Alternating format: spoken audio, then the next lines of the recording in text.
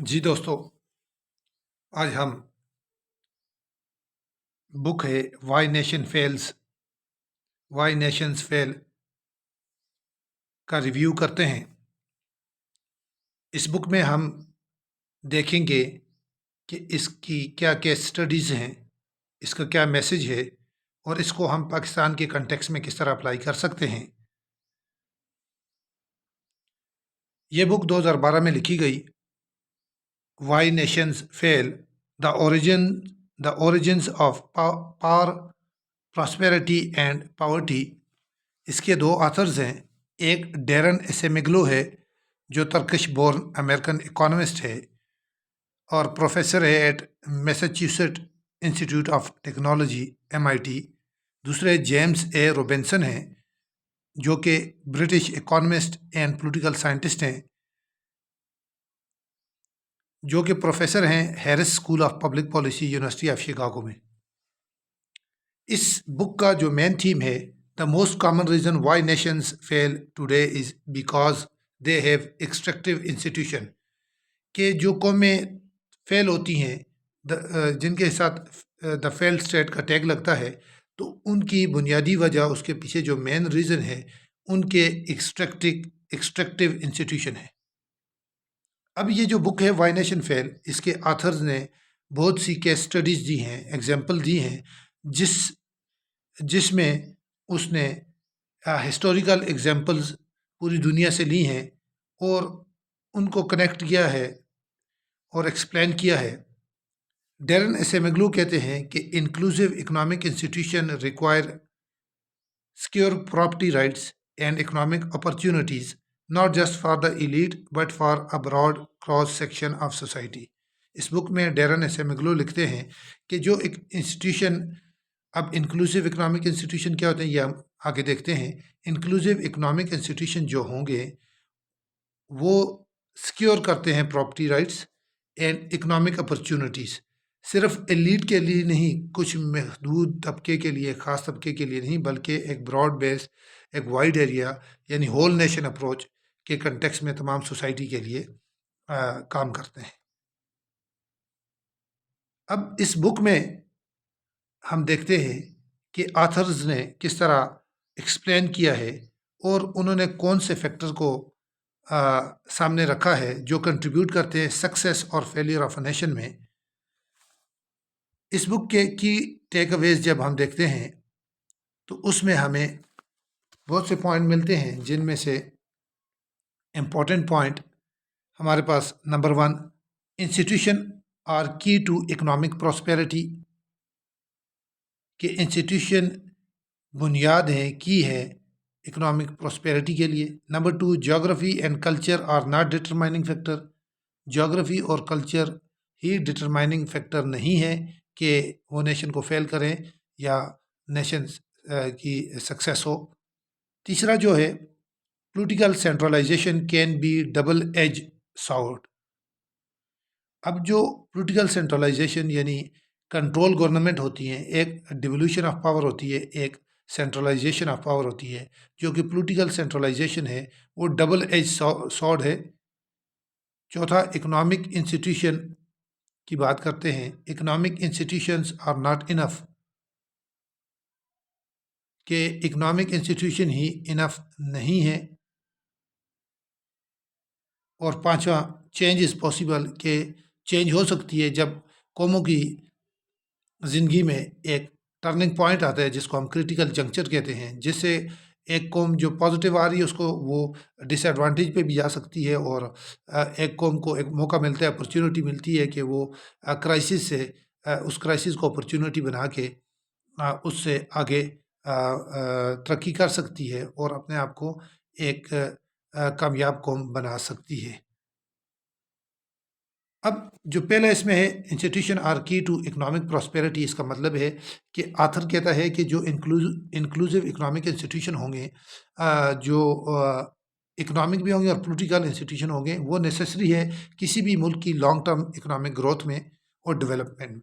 जो inclusive institution होते हैं वो प्रोवाइड करते हैं, एक स्टेज प्रोवाइड करते हैं जहाँ पर ब्रॉड पार्टिसिपेशन हो, पॉलिटिकल और इकोनॉमिक डिसीजन मेकिंग में लोग पार्टिसिपेट करें, जिस तरह गुड गवर्नेंस का एक इंडिकेटर है पार्टिसिपेशन, तो ये वो वाला पार्टिसिपेशन है। वाइल एक्सट्रैक्टिव इंस्टीट्यूशन कंसंट्रेट, वो पावर को कंसंट्रेट करते हैं, and wealth in the hand of few, कि वहाँ पर कुछ लोगों एलिट कैप्चर होता है, वहाँ पर ओलिगार्क होते हैं। इस तरह ज्योग्राफी, दूसरा पॉइंट है geography and culture are not determinative, यानी वो डिटरमाइनिंग फैक्टर नहीं है। तो ऑथर्स कहते हैं कि वो रिजेक्ट करते हैं इस आइडिया को कि सर्टन रीजन और कल्चर आर डिस्टन, वो डेस्टिनी है कि वो पुअर और अनसक्सेसफुल डिसाइड करेंगे। रीजन और कल्चर कुछ खास ज्योग्राफी या कल्चर ये डिसाइड नहीं कर सकता कि वो नेशन फेल है या सक्सेसफुल है। इसके बरक्स वो आर्गू करते हैं कि इंस्टीट्यूशंस हैं, जो इंस्टीट्यूशन है वो इम्पॉर्टेंट है, इंस्टीट्यूशन मैटर करते हैं, वो शेप करते हैं the incentives and opportunities available to people and can therefore overcome geographical और कल्चरल एडवांटेजेस। इस तरह पॉलिटिकल सेंट्रलाइजेशन की बात करते हैं कि ये डबल एज सॉर्ड है। तो पॉलिटिकल सेंट्रलाइजेशन प्रोवाइड हमें, यानी उसमें बताती है कि गवर्नेंस सिस्टम कैसा होगा, और मुल्क में स्टेबिलिटी होगी, इंस्टेबिलिटी होगी, सिक्योरिटी कैसीज होगी। ये हमें जब पॉलिटिकल सेंट्रलाइजेशन होती है तो ये एक्सट्रैक्टिव इंस्टीट्यूशन की तरफ लेके जाती है, जहाँ पर पावर कंस्ट्रेंट यानी पावर कंट्रोल होती है फ्यू पीपल के हैंड्स में। इस तरह इकोनॉमिक इंस्टीट्यूशन सिर्फ वही नहीं है कि उनसे काफ़ी है या वो इनफ है। इंक्लूसिव इकोनॉमिक इंस्टीट्यूशन नेसेसरी है सस्टेनेबल इकोनॉमिक ग्रोथ के लिए, और ये सिर्फ इकोनॉमिक इंस्टीट्यूशन सफिशेंट नहीं है अपने बिहाफ पर। इनमें पॉलिटिकल इंस्टीट्यूशन भी रोल प्ले करते हैं। जैसा कि पॉलिटिक्स ड्राइव इकॉनमी होती है, तो political institution that limit the power of elite and promote broad participation which is crucial. अब change is possible the authors point out historical example. उसने बहुत सी एग्जाम्पल दी हैं, केस स्टडीज़ दी हैं मुख्तलिफ कंट्रीज़ की, जिसमें उसने सक्सेसफुली एक्सप्लेन किया है कि किस तरह एक कंट्री एक्सट्रैक्टिव इंस्टीट्यूशन से इंक्लूसिव इंस्टीट्यूशन की तरफ जाती है। जैसा कि England, United state, G7 countries हैं, और चेंज पॉसिबल है, बट ये इसमें एक मौका आता है जिसके लिए आपको ब्रॉड बेस रिफॉर्म्स करनी पड़ती हैं, और आपकी विल पावर होती है, और आप चैलेंज करते हो अपने वेस्टेड इंटरेस्ट को नेशनल इंटरेस्ट पे। कुछ केस स्टडीज़ इस बुक्स में दी गई हैं, बहुत सी हैं, उनमें से कुछ हम डिस्कस करते हैं यहाँ पर, जो ऑथर ने यूज़ करके एक्सप्लेन किया कि किस तरह नेशंस, कौन सी नेशन सक्सीड हुई है और कौन सी फेल हुई है। अब यहाँ पर पहली एग्जांपल वो देते हैं नॉर्थ कोरिया और साउथ कोरिया की। तो नॉर्थ कोरिया और साउथ कोरिया की जब वो एग्जांपल देते हैं, तो यहाँ पर ये दोनों कोरियन पेनिनसुला पर हैं, जिनका कल्चर एक जैसा है, और यहाँ पर ये जो थ्योरी है जो कल्चर बेस पे होती है, उसको ये रिजेक्ट करता है, और इससे ये आइडिया होता है कि culture do not matter. North Korea South Korea 1950 में इनकी जंग हुई। उसके बाद जो नॉर्थ कोरिया ये USSR के इन्फ्लुएंस में आ गया, जबकि दूसरा US के कैपिटलिस्ट ब्लॉक में साउथ कोरिया चला गया। अब जब हम इनको देखते हैं तो नॉर्थ कोरिया में नैरो इलीट है, economic, political, social indicator worse हैं, एक्सक्लूसिव एक्सट्रैक्टिव इंस्टीट्यूशन है, जबकि साउथ कोरिया में इंक्लूसिव इंस्टीट्यूशन है, वहाँ पे डेवलपमेंट हुई है, और आज साउथ कोरिया एक डेवलप्ड कंट्री बनने जा रहा है, और जहाँ पर टेक्नोलॉजी है, इकोनॉमिक डेवलपमेंट है, ह्यूमन डेवलपमेंट है। तो यहाँ पर फ़र्क क्या आता है? इंस्टीट्यूशन में फ़र्क आता है, institutional difference between two countries, between two countries ये रिस्पॉन्सिबल हैं दोनों कंट्री की इकोनॉमिक डेवलपमेंट को डिफ्रेंशिएट करने में। इस तरह आथर एक और केस स्टडी रखते हैं, legacy of colonialism in Africa. जैसा कि यूरोपियन पावर ने डिफरेंट रीजन में जाके कॉलोनीज़ बनाई, तो अफ्रीका में भी उन्होंने कॉलोनीज़ बनाई। अफ्रीका में जब उन्होंने कॉलोनी बनाई तो थ्रू एक्सट्रैक्टिव इंस्टीट्यूशन उन्होंने कॉलोनियल पावर को इस्टेब्लिश किया, और वहाँ इकोनॉमिक ग्रोथ को रोका। बहुत सी कंट्रियों में उन्होंने एक्सप्लॉयटेशन की। एक और वो के स्टडी देते हैं इंग्लैंड की, जहाँ पर सक्सेस ऑफ इंडस्ट्रियल रिवॉल्यूशन की बात करते हैं कि जब से इंडस्ट्रियल रिवॉल्यूशन आया तो किस तरह से चेंज आई वहाँ पर। इंडस्ट्रियल रिवॉल्यूशन के आने से इंग्लैंड में यानी इंक्लूसिव और पॉलिटिकल इंस्टीट्यूशन ने रोल प्ले किया और अलाउ किया लोगों को कि वो डेवलपमेंट करें, न्यू टेक्नोलॉजी, इनोवेशंस और इंडस्ट्री की मदद से यानी इंक्लूसिव इकोनॉमिक डेवलपमेंट हुई। इस तरह वो एक और केस स्टडी देते हैं, the failure of extractive institution in Hattie, जहाँ पर आथर्स आर्गू करता है कि एक्सट्रैक्टिव इंस्टीट्यूशन ने क्रिएट किए हैं एक समाली लीड का टोला जिसने कंट्रीब्यूट किया है हेटी में, हेटीज़ की सोशल इंडिकेटर में वहाँ पर पॉवर्टी और पॉलिटिकल इंस्टेबिलिटी एक्सट्रैक्टिव इंस्टीट्यूशन की वजह से है।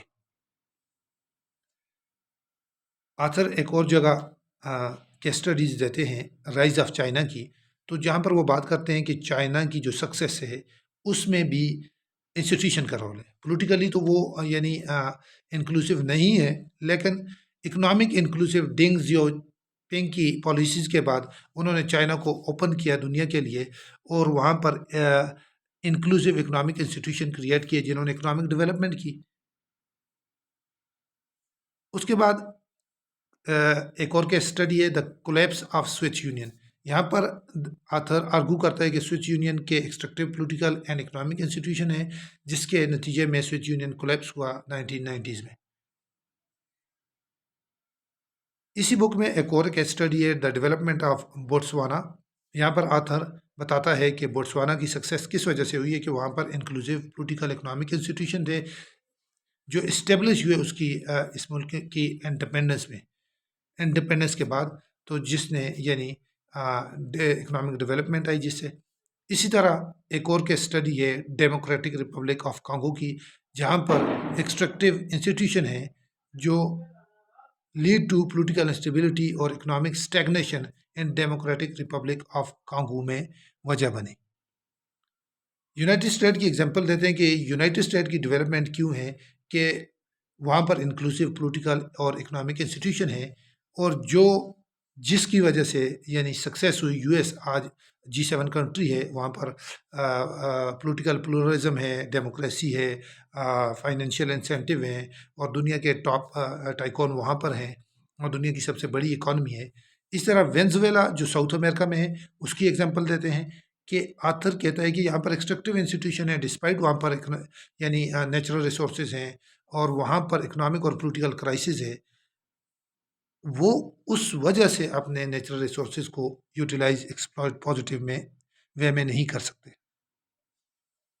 अब जब हम इस बुक को देखते हैं, इसकी स्टडी करते हैं, बहुत ही इंटरेस्टिंग बुक है, तो ये हम अपने मुल्क में पाकिस्तान में अप्लाई कर सकते हैं और पाकिस्तान को बेटर अंडरस्टैंड कर सकते हैं। इस तरह डेवलपिंग वर्ल्ड को और डेवलप वर्ल्ड को डिफ्रेंशिएट कर सकते हैं। तो पाकिस्तान को वाई नेशन फेल के लेंस से देखें तो पाकिस्तान में सबसे पहले एक्सट्रैक्टिव पॉलिटिकल इंस्टीट्यूशन नज़र आते हैं। पाकिस्तान की हिस्ट्री एक्सट्रैक्टिव पॉलिटिकल इंस्टीट्यूशन की रही है, जहाँ पर स्मॉल एलीट ग्रुप कंट्रोल करता है पॉलिटिकल पावर को और रिसोर्सेज को। पाकिस्तान जब बना तो उसके बाद हम देखते हैं तो मिलिट्री ब्यूरोक्रेटिक ओलिगार्की आती है जो कंट्रोल करती है, डेमोक्रेसी को चलने नहीं देती, कॉन्स्टिट्यूशनल डेवलपमेंट होने नहीं देती। तो अब पाकिस्तान पे जो टैग लग रहा है फेल्ड स्टेट का, या पाकिस्तान पे एलिगेशन है, या पाकिस्तान की जो क्राइसिस है जिससे नज़र आता है कि ये एक फेल्ड स्टेट है, तो उसके पीछे यानी पॉलिटिकल इंस्टेबिलिटी रही है जहाँ पर पॉलिटिकल पावर का कंट्रोल किया गया है और मेजॉरिटी ऑफ पॉपुलेशन एक्सक्लूडेड रही है डिसीजन मेकिंग प्रोसेस से। अब ये जो concentration of power few hands में कंट्रोल रही है ओलिगार्की के पास, अथॉरिटेरियन ऑटोक्रेटिक रिजीम्स के पास, डिक्टेटर के पास, तो रिजल्ट क्या हुआ? Lack of accountability and transparency. Pakistan में अकाउंटेबिलिटी नहीं है, जो अकाउंटेबिलिटी सिविलियन दौर में होती है वो पॉलिटिकली विक्टिमाइज होती है। ट्रांसपेरेंसी नहीं है, ट्रांसपेरेंट नहीं है, तो दोनों चीज़ जब अकाउंटेबिलिटी और ट्रांसपेरेंसी नहीं होगी तो गुड गवर्नेंस नहीं होगी। Number 2, lack of inclusive economic institution Pakistan में नहीं है। पाकिस्तान की इकोनॉमिक इंस्टीट्यूशन एक्सट्रैक्टिव है जिसकी वजह से अनसस्टेनेबल इकोनॉमिक ग्रोथ है जो लिमिटेड अपॉर्चुनिटीज़ प्रोवाइड करती है लोगों को। ऑर्डिनरी पीपल पार्टिसिपेट नहीं कर सकते इकोनॉमिक एक्टिविटीज़ में, उनको थ्रेट हैं। इस तरह से हाई लेवल की करप्शन है, बिजनेस एनवायरनमेंट नहीं है। ईज़ ऑफ डूइंग बिजनेस में पाकिस्तान की स्टैटिस्टिक्स इंडिकेटर आप देखें कहाँ पर खड़ा है पाकिस्तान, तो ये भी बताती है कि यहाँ पर जो प्राइविलेज क्लास है एलीट है, एलीट कैप्चर है, वो एंजॉय कर रहा है। उनके लिए बिजनेस इंसेंटिव है, फाइनेंशियल इंसेंटिव है, जबकि आम आदमी के लिए कारोबार करना मुश्किल हो गया है, जिसकी वजह से लोग ब्रेन ड्रेन का शिकार होते हैं और वो चले जाते हैं दूसरे मुल्कों में। एक और वजह है कि पाकिस्तान भी आप वाई नेशन फेल के कंटेक्स में देखें तो यहाँ पर वीक प्रॉपर्टी राइट्स है, लैंड रिफॉर्म्स नहीं है, property rights in Pakistan are weak, legal system rule of law नहीं है, इनफेक्टिव है। रूल ऑफ लॉ पे हम कहाँ पर खड़े हैं? सेकंड लास्ट में हम खड़े हैं रूल ऑफ लॉ इंडेक्स में। तो जिसके रिजल्ट में क्या हो, लैक ऑफ इन्वेस्टमेंट, यहाँ पर फॉरेन डायरेक्ट इन्वेस्टमेंट नहीं आती, एंटरप्रेन्योरशिप नहीं है यहाँ पर, people are uncertain about their ability to protect their property and assets. एक और रीज़न पाकिस्तान में आप देखें वाई नेशन फेल के कंटेक्स में, lack of investment in education. Pakistan की एजुकेशन में जीडीपी में आप देखें 2% लेस है, उसमें भी करप्शन होती है। एजुकेशन सिस्टम हमारा डिवाइडेड है, ठीक है। In Pakistan is under funded, poor quality और क्वांटिटी भी कम है। आउट ऑफ स्कूल चिल्ड्रन कितने हैं? 22 मिलियन से ज़्यादा हैं। और यहाँ पर significant gender gap in education. Pakistan का लिटरेसी रेट 63% है, जिसमें मेल का 74% है और वुमेन का 48% है। तो ये दिखाता है कि फीमेल एजुकेशन डिसएडवांटेज पे है। और रिजल्ट में क्या होता है? हमारे पास स्किल वर्कर नहीं है, ह्यूमन डेवलपमेंट नहीं है, ह्यूमन कैपिटल का यूटिलाइज नहीं है, पॉपुलेशन ग्रोथ है, 5वीं बड़ी पॉपुलेशन है, लेकिन हमारे पास ह्यूमन कैपिटल को हम यूटिलाइज नहीं कर सकते इकोनॉमिक ग्रोथ के लिए। इस तरह पॉलिटिकल इंस्टेबिलिटी पाकिस्तान में जो सिग्निफिकेंट फैक्टर है, जो पॉलिटिकल इंस्टेबिलिटी जे सालों से चला रहा है, और जिस जिस तरह मिलिट्री कू हुए हैं और पीरियड ऑफ मार्शल लॉ रहा है half of the years of the country, तो इसने अंडरमाइन किया रूल ऑफ लॉ को, इंस्टीट्यूशनल स्टेबिलिटी को, और डिफ़िकल्ट किया कि लॉन्ग टर्म पॉलिसी इम्प्लीमेंट नहीं हो सकी, सिविलियन सुप्रीमेसी नहीं हो सकी, जिसकी वजह से कॉन्स्टिट्यूशनल जुडिशियल क्राइसिस है, चेक ऑफ बैलेंसेस नहीं है, इंस्टीट्यूशन के दरमियान क्लैश है। पाकिस्तान में वीक इंफ्रास्ट्रक्चर है, ट्रांसपोर्ट हो गया, या हम देखें तो इन एडुकेट है, पुअर रोड नेटवर्क्स हैं, इलेक्ट्रिक सप्लाई एनर्जी क्राइसिस है, lack of access to clean water crisis है, यहाँ पर क्लाइमेट चेंज की वजह से इश्यूज हैं। तो इकोनॉमिक ग्रोथ नहीं है पाकिस्तान में, जिससे लोगों को basic needs, food, shelter, food insecurity है, आपके पास ह्यूमन इनसिक्योरिटी है, ये चीज़ें, इससे पाकिस्तान पे ये टैग लगता है कि why nation fails. Corruption Pakistan में, Pakistan 140 out of 180 corruption index, transparency index आप देख लें तो वहाँ पर हमारे पॉलिटिशियन, ऑफिशियल्स या बिजनेसमैन तो ये इंगेज हैं करप्ट प्रैक्टिसेस में, और ये अप्लाई करते हैं प्ली बार्गेन के लिए और साफ़ हो जाते हैं, मनी लॉन्ड्रिंग होती है, और जिसकी वजह से पब्लिक ट्रस्ट, यानी ट्रस्ट डेफिसिट होता है गवर्नमेंट और पब्लिक के दरमियान, और लोगों में यानी डिसेंट क्रिएट होता है, और लोग यानी यहाँ पर मुल्क में हैव और हैव नॉट का सीन होता है। यहाँ पर अपर क्लास और लोअर क्लास का इशू आता है, करप्शन की वजह से और भी बहुत से इश्यूज क्रिएट होते हैं। एक्सटर्नल इन्फ्लुएंस पाकिस्तान में रहे हैं, जिसकी वजह से पाकिस्तान इन्फ्लुएंस हुआ है। एक्सटर्नल फैक्टर जो स्टेट एक्टर हों या नॉन स्टेट एक्टर हों, पाकिस्तान के नेबरिंग कंट्रीज़ के साथ रिलेशन आप देख लें, पर्टिकुलरली इंडिया एंड अफगानिस्तान देख लें, इसी तरह जियोपॉलिटिकल टेंशन देख लें, और पाकिस्तान सिक्योरिटी सिंड्रोम बन गया। आयशा जलाल के मुताबिक पाकिस्तान एक सिक्योरिटी स्टेट बन गया है, जिसकी वजह से सिक्योरिटी इशूज़ है, नॉन ट्रेडिशनल सिक्योरिटी थ्रेट्स भी हैं, और इकोनॉमिक डेवलपमेंट और इंस्टीट्यूशनल रिफॉर्म्स ना होने के बराबर हैं। एथनिक रिलीजियस डिवाइड है पाकिस्तान में, जिससे पाकिस्तान को आप कह सकते हैं कि इस पे टैग लगता है फेल स्टेट का। Pakistan is a diverse country, multi ethnic society है, यहाँ पर एथनिक और रिलीजियस ग्रुप्स है, लेकिन ये डिवीजन को एक्सप्लॉइट किया जाता है पॉलिटिशियन की तरफ से, एक्सटर्नल पावर की तरफ से, जो सेक्टेरियन वायलेंस क्रिएट करती है, एक्सट्रीमिज्म क्रिएट करती है, रेडिकलाइजेशन, और जहाँ पर लैक ऑफ सोशल कोहेजन है। अब ये चीज़ें हम देखते हैं तो वे फॉरवर्ड क्या है हमारे पास? वाई नेशन स्टेट से हम क्या वे फॉरवर्ड बना सकते हैं? वाई नेशन फेल्स में डेरन एसेमेग्लू और जेम्स रोबिन्सन कहते हैं, उन्होंने बहुत सी सोल्यूशन दिए हैं, जिनमें से यानी हम एक्सट्रैक्टिव इंस्टीट्यूशन को ट्रांसफॉर्म कर सकते हैं इंक्लूसिव इंस्टीट्यूशन में। सबसे पहले हमें क्या करना है? Promote inclusive political institution, democratic institution हो हमारे पास, सिविलियन सुप्रीमेसी हो जहाँ पर प्लूरलिज्म हो और फ्री एंड फेयर इलेक्शन हो, रूल ऑफ लॉ हो। By establishing inclusive political institution, ये पहला स्टेप होगा जहाँ जो हमें इंक्लूसिव इकोनॉमिक इंस्टीट्यूशन की तरफ लेके जाएगा और इकोनॉमिक डेवलपमेंट होगी। दूसरा, इनकरेज करना चाहिए रूल ऑफ लॉ को। Rule of law socio economic justice देगी, जिसकी वजह से हमारे पास राइट प्रोटेक्ट किए जाएंगे, लोगों की एसेट को प्रोटेक्शन मिलेगी, इंडिविजुअल यानी उसको वो फील फ्री बिजनेस करेगा और इन्वेस्टमेंट करेगा, कॉन्फिडेंस बढ़ेगा, फॉरेन डायरेक्ट इन्वेस्टमेंट आएगी, लोगों का एतमाद बहाल होगा। फिर प्रमोट कंपटीशन, गवर्नमेंट को चाहिए कि वो कंपटीशन प्रमोट करे, जहाँ पर इकोनॉमिक और पॉलिटिकल स्फीयर में वहाँ पर, ताकि कंसंट्रेशन ऑफ पावर को ख़त्म किया जा सके, डिसेंट्रलाइजेशन हो, डिवोल्यूशन ऑफ पावर हो और इंस्टीट्यूशन इंक्लूसिव रह सके। इस तरह increase access of education, education is the most powerful weapon जो चेंज करता है फैट ऑफ नेशन को। तो improve access to education can help promote economic growth. Human resource management करनी है through education and reduce inequality हमने करनी है, तो एजुकेशन ही हमारे पास रास्ता है। जो इंडिविजुअल को स्किल देने से होगा, उनको वोकेशनल ट्रेनिंग डेवलपमेंट देने से होगा, तब जाके हमारी quantity as well as quality of education बढ़ेगी, जिससे मॉडर्न इकॉनमी बनेगी। उसके बाद हमें इनकरेज करना चाहिए development of civil society. Authors contend that the development of civil society organizations such as labor union advocacy group can help to promote more inclusive political and economic institution। यहाँ पर आप union को रास्ता देंगे, उनका democratic right है, protest करते हैं, उनकी डिमांड को फुलफिल करना चाहिए। वो इस मुल्क के सिटीजन हैं, वोटर हैं, और वोट की रिस्पेक्ट करनी चाहिए, तब जाके चीज़ें करेक्ट होंगी। और पावर एलिट पर चेक एंड बैलेंस होगा, तब जाके चीज़ें बेहतर होंगी। अब हम इसको कंक्लूड करें तो हमने देखा है कि जो वाई नेशन फेल्स हैं, जो नेशन फेल्स होती हैं, उनका यानी मेन रीज़न है कि इंक्लूसिव इकोनॉमिक इंस्टीट्यूशन नहीं होते, इंक्लूसिव पॉलिटिकल इंस्टीट्यूशन नहीं होते। वो ये ऑटोमेटिकली इमर्ज नहीं होंगे, दे इसके लिए दे आर, यानी यहाँ पर हमारे पास सिग्निफिकेंट कन्फ्लिक्ट होता है एलिट्स के दरमियान ऑन द बेसिस के इकोनॉमिक ग्रोथ कैसी होगी, पॉलिटिकल चेंज कैसे होगी, तो जिसकी वजह से लिमिट हो जाती है इकोनॉमिक और पॉलिटिकल पावर एग्जिस्टेंस एलिट के दरमियान। अब सेमेगलो कहता है कि politics is the process by which a society chooses the rule that will govern it.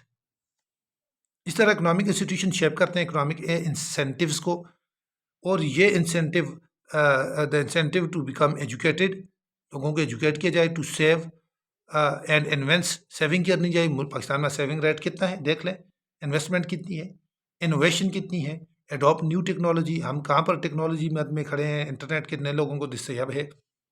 It is the political process that determine what economic institution people live under, and it is the political institution that determine how this process works. अब critical analysis जब हम इसका करते हैं इस book का, Y nation fail, तो जिसके ओरिजिन क्या है, पावर, प्रॉस्पेरिटी एंड पॉवर्टी के, तो यहाँ पर इस बुक को बहुत ही यानी अप्रिशिएट किया गया, बहुत अच्छा काम है, जिससे आप डिफ्रेंशिएट कर सकते हैं। ये स्टूडेंट हो, रिसर्चर हो, हर तबका फ़िक्र के लिए बहुत अच्छी बुक है, लेकिन इस पर क्रिटिसिज्म भी है। उसमें हम जब देखते हैं तो क्रिटिसिज्म में आथर की अप्रोच को देखा जाता है कि वाई नेशन फेल में उसने क्या यानी ओवर एम्फेसिस किया है रोल ऑफ इंस्टीट्यूशन पर, इस तरह सिंपलिस्टिक व्यू ऑफ इंस्टीट्यूशन दिया उसने। ये क्रिटिक्स की तरफ से है। Neglecting history, ignoring external factors, inconsistent use of evidence, over reliance on case studies, neglecting social inequality, over simplification of political dynamics, over emphasis on democracy, lacking alternative solution. अब हम इसको समराइज करते हैं कि हमने क्या चीज़ें डिस्कस की।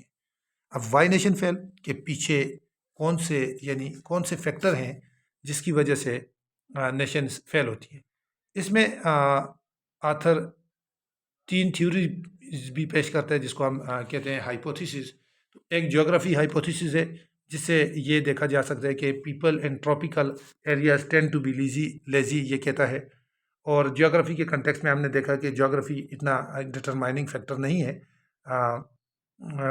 ये डेमोग्राफी हो गई, क्लाइमेट हो गई, तो इस कंटेक्स्ट में हम देखते हैं। उसके बाद कल्चरल हाइपोथेसिस, वो भी हमने देखा south Korea, north Korea context में, जिसमें belief religion, values, ethic determine करते हैं फेट ऑफ नेशन, ये भी नेसेसरी नहीं है।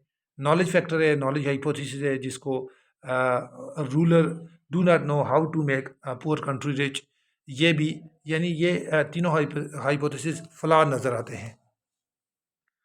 जब हम देखते हैं इस फैक्टर को, तो हमें यहाँ पर हमने बात की दो इंस्टीट्यूशन की, पॉलिटिकल इकोनॉमिक इंस्टीट्यूशन की वो बात करता है, तो उसमें आगे फर्दर दो इंस्टीट्यूशन है, इंक्लूसिव और एक्सक्लूसिव।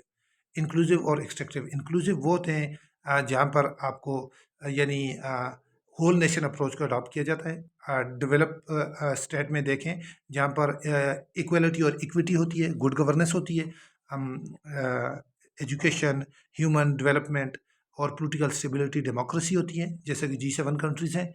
और एक्सट्रैक्टिव इंस्टीट्यूशन को आप देखें तो वहाँ पर नैरो एलीट होते हैं, रिसोर्सेज को कंट्रोल करते हैं, पीपल सफ़र होते हैं, पॉवर्टी होती है, इनइक्वालिटी होती है, ठीक है। इस कंटेक्स्ट में हमने एग्जांपल दी थी यूएस फैसिलिटेट करता है अपने बिजनेसमैन्स को, ऑर्डिनरी मैन को, और ब्रिंग कर और उनको एडवांटेजेस देता है, जिसकी वजह से पूरा मुल्क डेवलपमेंट करता है। और लार्ज नंबर ऑफ बिजनेसमैन कहाँ पर आप देखते हैं, वो आपको यूएस में नज़र आते हैं बिकॉज ऑफ इंक्लूसिव इंस्टीट्यूशन।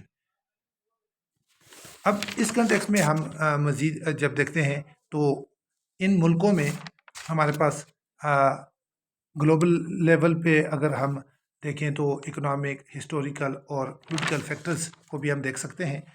इनकी इनकम जनरेशन को देखें, क्राइम रेट देखें, एजुकेशन की स्टैटिस्टिक्स को देखें, पर कैपिटा देखें, और तो इसमें जियोग्राफिकल हाइपोथेसिस को जब हम एक और जगह अप्लाई करके देखते हैं कि यूएस और मेक्सिको में, अब मेक्सिको का नोगेल्स एरिया है, एरिज़ोना यूएस की स्टेट के साथ लगते हैं, और मेक्सिको की वाली साइड, इन दोनों टच हैं। तो यूएस वाली साइड पे इंक्लूसिव है, नॉर्थ अमेरिका में ये आता है, और यहाँ पर बेसिस क्या है कि डेमोक्रेसी है, पॉलिटिकल स्टेबिलिटी है, गुड गवर्नेंस है, राइट टू लोकल पीपल दिए जाते हैं, चेक एंड बैलेंसेस है, कॉमन मैन को फैसिलिटेट किया जा रहा है, a lot of sacrifice US ने दी है, और अमेरिकन रेवोल्यूशन के बाद इंस्टीट्यूशन की डेवलपमेंट की है, on the basis of life, liberty and fraternity, equal opportunity दी है, और तब जाके यहाँ तक पहुँचे। जबकि साउदर्न अमेरिका में देखें, लैटिन अमेरिकन कंट्रीज़ में देखें तो वहाँ पर एक्सट्रैक्टिव इंस्टीट्यूशन है। मेक्सिको को देख लें तो इसका एरिया साउथ अमेरिका में, तो यहाँ पर